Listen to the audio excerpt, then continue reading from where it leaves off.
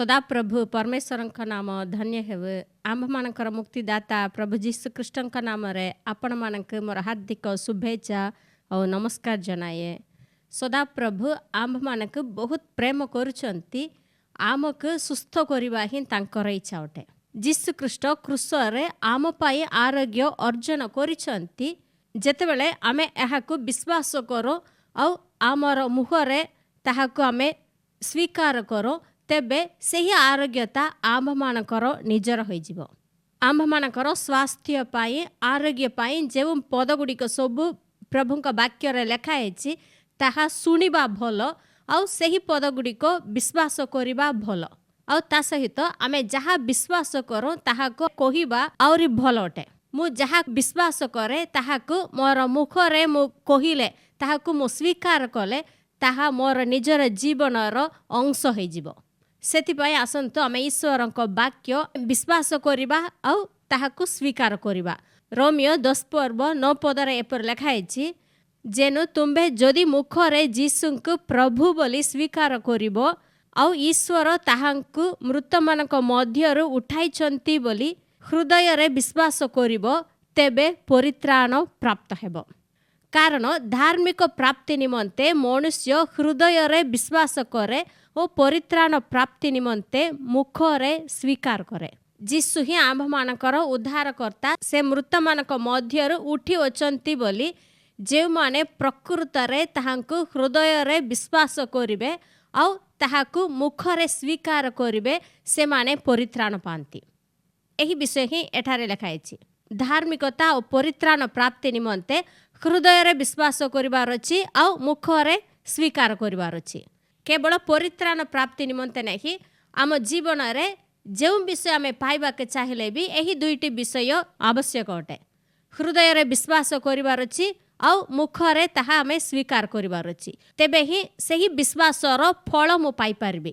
Mark 11 ଯୀଶୁ ବିଶ୍ୱାସ କିପରି କାର୍ଯ୍ୟ କରେ ବୋଲି ତାହାର ବ୍ୟବହାରିକ ଶିକ୍ଷା ଦେଲେ। ମାନେ ଆପଣା ଶିଷ୍ୟମାନଙ୍କୁ ସେ ପ୍ରାକ୍ଟିକାଲି ଶିକ୍ଷା ଦେଲେ।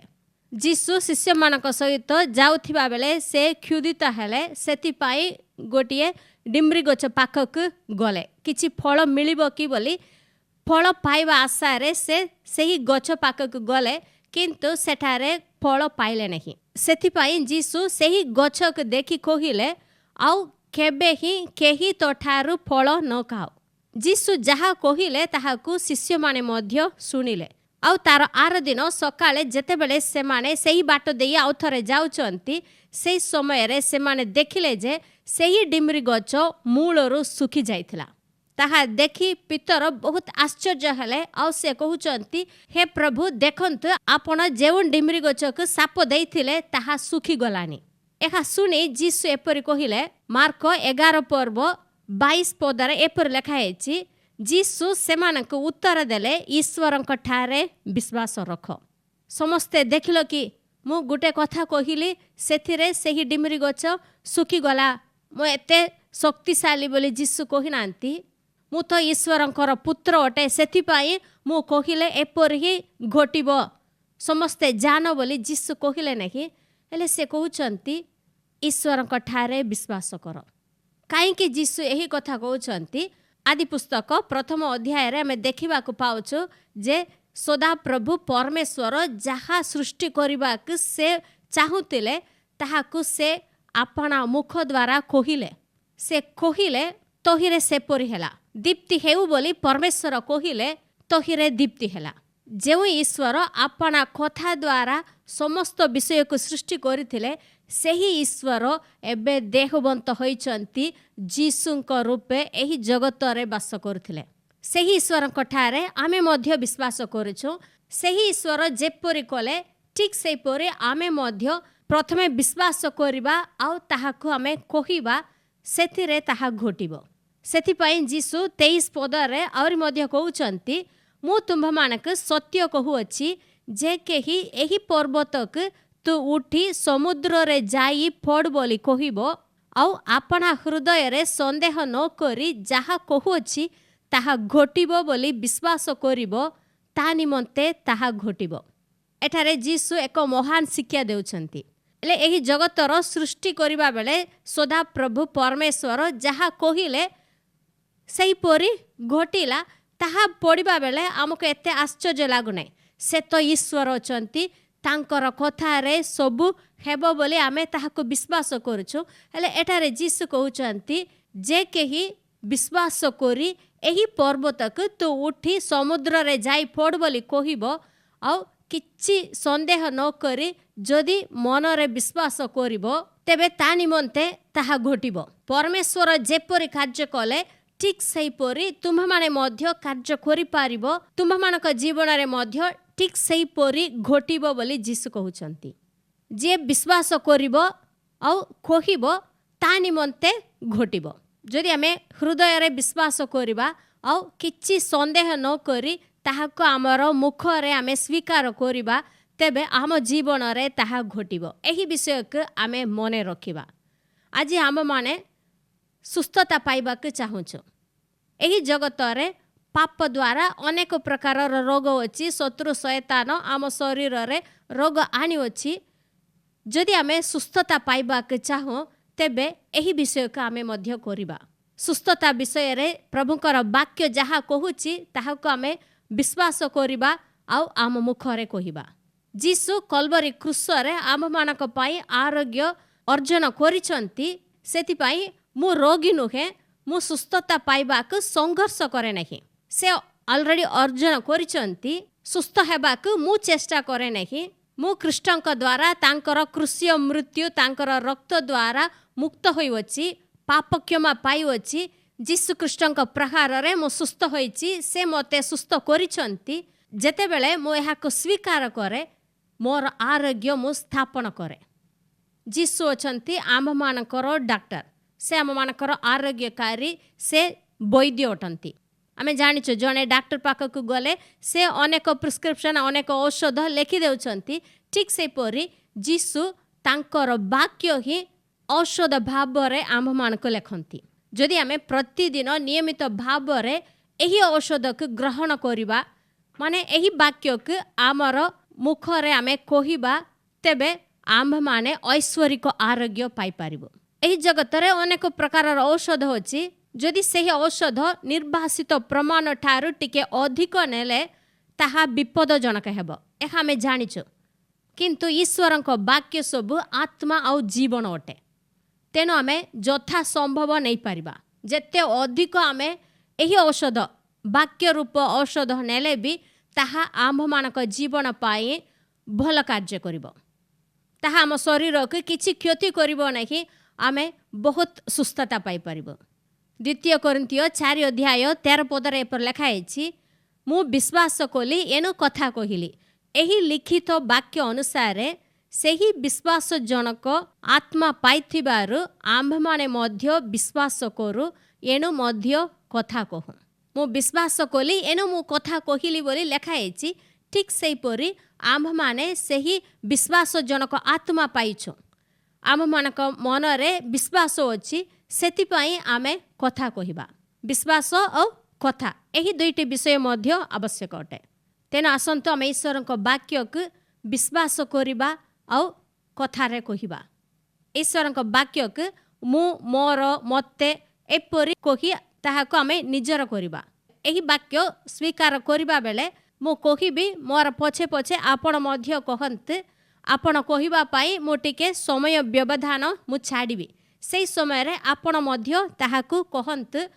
ଆପଣ ଯଦି ବିଶ୍ୱାସ ସହ କହିବେ, ହେଲେ ଆପଣ ସୁସ୍ଥତା ପାଇବେ। ହେଲେ ଈଶ୍ୱରଙ୍କ ବାକ୍ୟ କିପରି ଆମ ଜୀବନରେ କାର୍ଯ୍ୟ କରେ ଆଉ ସୁସ୍ଥତା ଆଣିଦିଏ, ଏହି ବିଷୟରେ ଆମେ କେତୋଟି ପଦ ପଢ଼ିବା। ଗୀତ ସଂହିତା 107:20। ସଦାପ୍ରଭୁ ଆପଣା ବାକ୍ୟ ପଠାଇ ମୋତେ ସୁସ୍ଥ କରନ୍ତି, ପୁଣି ବିନାଶରୁ ମୋତେ ଉଦ୍ଧାର କରନ୍ତି। ହିତୋପଦେଶ 4:20-22 ପର୍ଯ୍ୟନ୍ତ। ମୁଁ ସ୍ୱର୍ଗୀୟ ପିତାଙ୍କ କଥାରେ ମନୋଯୋଗ କରେ, ତାଙ୍କ ବାକ୍ୟରେ ମୁଁ କର୍ଣ୍ଣ ଡେରେ। ତାହା ସବୁ ମୋ ଦୃଷ୍ଟିରୁ दूर हेब नहीं। तांको वाक्य सबु मो हृदय रे मु जत्न रे रखे। जेहेतु मु वाक्य सबु पाइवछि मो प्रति ताहा जीवन और सर्वांगर स्वास्थ्य अटे। ईश्वरंकर वाक्य आम्भ मानक पई जीवन और सर्वांगर स्वास्थ्य अटे। सेथिपाई आमे तांकर वाक्य को आमे स्वीकार करिबा। आउ जीसु आम्भ मानकर स्वास्थ्य पई कल्वरी क्रूस रे जहा करिसंती सेही विषयर पद आमे कहिबा। जिसाय 53 अध्याय 4 पद। निश्चय जीसु मोर जातना सबु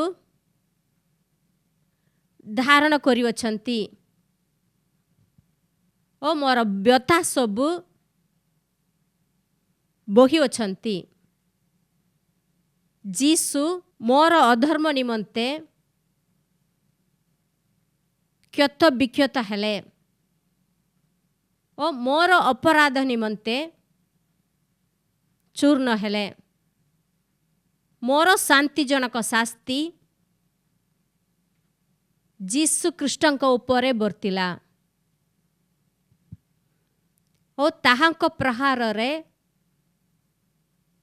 मु सुस्थ हेली। माथ्यू 8 अध्याय 17 पद। जीसु निजे मोर दुर्बलता सबु ग्रहण कले ओ व्याधि सबु बहन कले। प्रथम पीतर 2 पर्व 24 पद। मु जेपरी पाप प्रति मृत होई धार्मिकता निमंते जीवन यापन करिबी एथि निमंते जीसु आपे क्रूस उपरे निज शरीर रे मोर समस्त पाप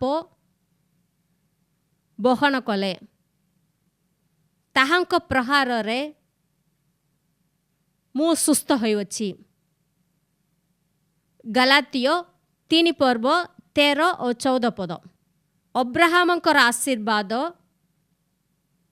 जेपरी मो प्रति वर्ते एथिपाई ख्रीष्ट मो निमंते अभिशप्त होई व्यवस्थार अभिशापरु मते मूल्य देई मुक्त कले। कलसियो प्रथम अध्याय 13 और 14 पद। सदा प्रभु मते अंधकारर क्षमतारु उद्धार करी अपना प्रेम पात्र पुत्रंक राज्य मध्यक स्थानांतर करिवछंती। ताहांक ठारे मु मुक्ति अर्थात पाप क्षमा पाइवछि। जीसु कल्वरी क्रूस रे मूल्य देई आम्भ मानक उद्धार करिसंती, आम्भ मानक सुस्थ करिसंती। एहाको आमे विश्वास करिबा और मध्य शत्रु शैतान उपरे आम्भ मानक क्षमता शक्ति देइचंती सेही विषयर वाक्य आमे कहिबा। कारण रोग सबु शैतान ठार आसुची। सेतिपई शैतानक आमे प्रतिबाधा करिबा। लूक 10 पर्व 19 पद। सदा प्रभु मते साप और बिछा उपरे चालिबाक क्षमता देइचंती। पुणी शत्रुर समस्त शक्ति उपरे मध्य क्षमता मते दिया जाइछि। किछि ही कोनोसी प्रकारे मोर क्षति करिबो नहीं। जिसाय 54 अध्याय 17 पद। जे कोनोसी अस्त्र मो प्रतिकूल रे निर्मित हुए ତାହା ସାର୍ଥକ ହେବ ନାହିଁ। ଆଉ ଯେ ପ୍ରତ୍ୟେକ ଜିହ୍ୱା ବିଚାରରେ ମୋ ବିରୁଦ୍ଧରେ ଉଠେ, ମୁଁ ତାହାକୁ ଦୋଷୀ କରିବି। ଯାକୁବ 4:7। ମୁଁ ଈଶ୍ୱରଙ୍କର ବଶୀଭୂତ ହୁଏ। ମୁଁ ଶୈତାନକୁ ପ୍ରତିବାଧା କରେ, ସେ ମୋ ନିକଟରୁ ପଳାୟନ କରେ। ପ୍ରଥମ ପିତର 5:9। ମୁଁ ବିଶ୍ୱାସରେ ସ୍ଥିର ରହି ଶୈତାନର ପ୍ରତିବୋଧ କରେ, ତେଣୁ ସେ ମୋ ନିକଟରୁ ପଳାୟନ କରେ। ତାର କର୍ମ ସବୁ ନଷ୍ଟ ହୋଇଯିବ। ଆମର ବିଶ୍ୱାସ କିପରି କାର୍ଯ୍ୟ କରେ ବୋଲି ଆମର ବିଶ୍ୱାସକୁ ବ୍ୟବହାର କରିବା ପାଇଁ ଆମେ କେତୋଟି ପଦ କହିବା। ମାର୍କ 11:23-24। ମୁଁ ରୋଗ, ଦୁର୍ବଳତା, ଯନ୍ତ୍ରଣା ଭଳି ସମସ୍ତ ପର୍ବତକୁ ମୋ ଜୀବନରୁ ବାହାରକୁ ଯିବାକୁ ନିର୍ଦ୍ଦେଶ ଦେଉଛି। ମୁଁ ହୃଦୟରେ କୌଣସି ସନ୍ଦେହ ବିନା ବିଶ୍ୱାସ କରେ, ତେଣୁ ମୁଁ ଯେପରି କହିଥିଲି ସେହିପରି ମୋ ଜୀବନରେ ଘଟିବ। ମୁଁ ଯାହା ଯାହା ପ୍ରାର୍ଥନା କରେ ସେ ସବୁ ପାଇଅଛି ବୋଲି ମୁଁ ବିଶ୍ୱାସ କରେ, ସେଥିରେ ସେହି ସବୁ ମୁଁ ପାଇବି। ଜୋଏଲ 3:10। ମୁଁ ଦୁର୍ବଳ ଲୋକ ନୁହେଁ, ମୁଁ ବଳବାନ ଅଟେ। ଯାତ୍ରା ପୁସ୍ତକ 12:13। ମୁଁ ଯୀଶୁଙ୍କ ରକ୍ତ ଦ୍ୱାରା ରକ୍ଷା ପାଇଅଛି, ସଂହାରକ ଆଘାତ ମୋ ପ୍ରତି ଘଟିବ ନାହିଁ। ଯାତ୍ରା ପୁସ୍ତକ 15:24। ସଦାପ୍ରଭୁ ମୋର ଆରୋଗ୍ୟକାରୀ, ତେଣୁ ଏହି ଦୁନିଆର କୌଣସି ରୋଗ ମୋ ପ୍ରତି ଆସିବ ନାହିଁ। ଯାତ୍ରା ପୁସ୍ତକ 23:25। ମୁଁ ସଦାପ୍ରଭୁ ପରମେଶ୍ୱରଙ୍କର ସେବା କରୁଛି, ସେ ମୋ ଅନ୍ନ ଜଳରେ ଆଶୀର୍ବାଦ କରନ୍ତି, ମୋ ମଧ୍ୟରୁ ରୋଗ ଦୂର କରନ୍ତି। ମୋ ଦେଶରେ କାହାରି ଗର୍ଭପାତ ହେବ ନାହିଁ, ପୁଣି କେହି ବନ୍ଧ୍ୟା ହେବ ନାହିଁ। ସଦାପ୍ରଭୁ ମୋ ଆୟୁର ପରିମାଣ ପୂର୍ଣ୍ଣ କରିବେ। ଦ୍ୱିତୀୟ ବିବରଣ 7:15। ସଦାପ୍ରଭୁ ମୋ ଠାରୁ ସମସ୍ତ ରୋଗ ଦୂର କରିବେ। ଦ୍ୱିତୀୟ ବିବରଣ 30:20। ସଦାପ୍ରଭୁ ମୋର ଜୀବନ ଓ ଦୀର୍ଘ ପରମାୟୁ ଅଟନ୍ତି। ଗୀତ ସଂହିତା 91:16। ସଦାପ୍ରଭୁ ଦୀର୍ଘାୟୁ ଦେଇ ମୋତେ ତୃପ୍ତ କରିବେ ଓ ତାଙ୍କର ପରିତ୍ରାଣ ମୋତେ ଦେଖାଇବେ। ଗୀତ ସଂହିତା 103:3। ସଦାପ୍ରଭୁ ମୋର ଅଧର୍ମ ସବୁ କ୍ଷମା କରନ୍ତି, ସେ ମୋର ରୋଗ ସବୁ ସୁସ୍ଥ କରନ୍ତି। से विनाशरू मो जीवन मुक्त करती। से स्नेहपूर्ण करुणा और दयारूप मुकुटरे मते भूषित करती। से उत्तम वस्तुरे मोर मुख तृप्त करती। उत्कृष्ट पक्षी न्याय मोर नूतन यौवन हुए। गीत संहिता 118:17 पद। मु मरिबी नहीं मात्र बंचिबी और सदा प्रभु को कर्म सबु वर्णना करिबी। जिसाय 41:10 पद। मु भय करिबी नहीं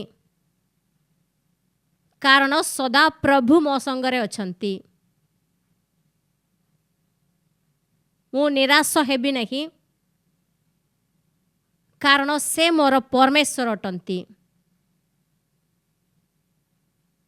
से मोते सबल करंती।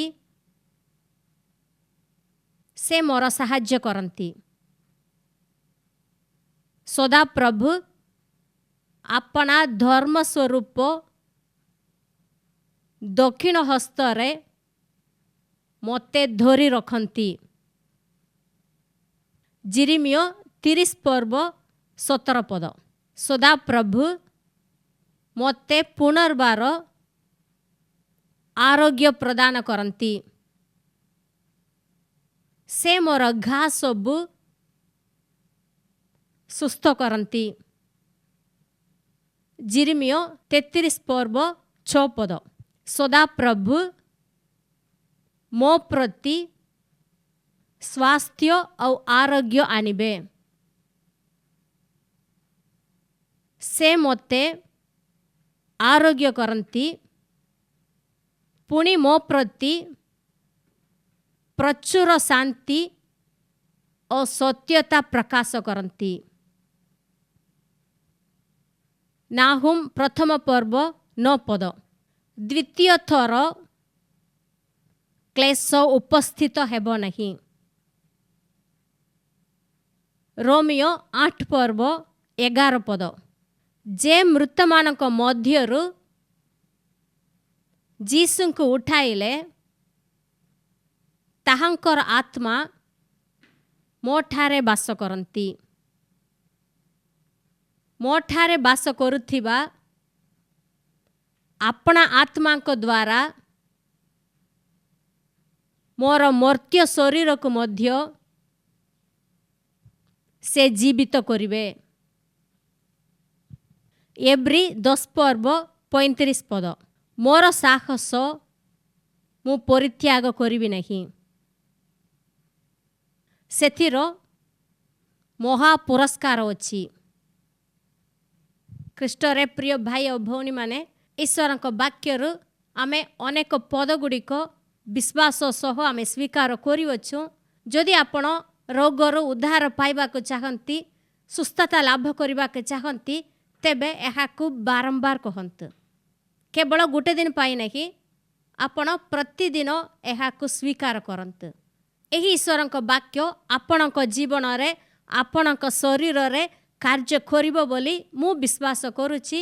सेथिपाई आपण प्रतिदिन एहाकु ग्रहण करंतु। ईश्वर वाक्य को औषध भाव रे आपण ग्रहण करंतु। आपण जेउ वाक्य कहिचंती सेही वाक्य सब आपणक जीवन रे देहबंत हेबो। ताहाको आपण निजर शरीर रे अनुभव करि पारिबे। एही वाक्य स्वीकार करिबा द्वारा आपण निश्चय लाभवान हेबे। एही आशीर्वाद को अन्य मानक मध्य आपण शेयर करंतु। धन्यवाद।